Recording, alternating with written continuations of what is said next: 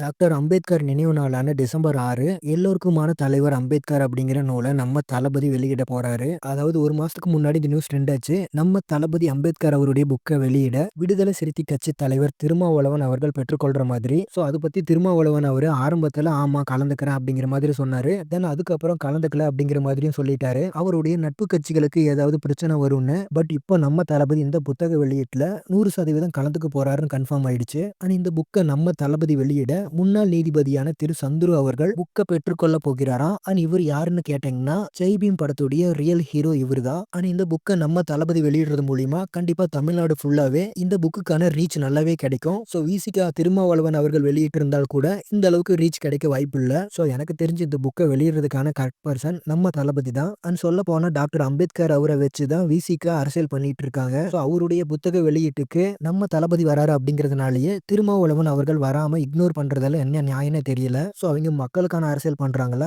இல்ல அவங்களுக்கான அரசியல் பண்றாங்களான்னு தெரியல. ஏன்னா திருமாவளவன் அவர்கள் வரது மூலியமா டிஎம்கேவுக்கு ஏதாவது பிரச்சனை ஏற்படும்னு தான் வரல போல. ஸோ இதுல இருந்தே தெரியுது டிஎம்கே அவங்களுடைய கண்ட்ரோல்ல தான் திருமாவளவன் அவர்கள் இருக்காருன்னு. பட் எனிவே நம்ம தளபதி இந்த புக்கை வெளியிடுறது மூலியமா எல்லோருக்கும் ரீச் ஆனா நல்லது தான். ஏன்னா உண்மையாலுமே எல்லோருக்குமான தலைவர் தான் அம்பேத்கர் அவர்கள். தென் ஃபைனலா இந்த நியூஸ் பத்தின உங்களுடைய ஒப்பீனியனை கமெண்ட்ஸ்ல சொல்லுங்க. அண்ட் இது மாதிரியே தளபதி பத்தின அப்டேட்ஸ்க்கு நம்ம சேனலை மறக்காம சப்ஸ்கிரைப் பண்ணுங்க.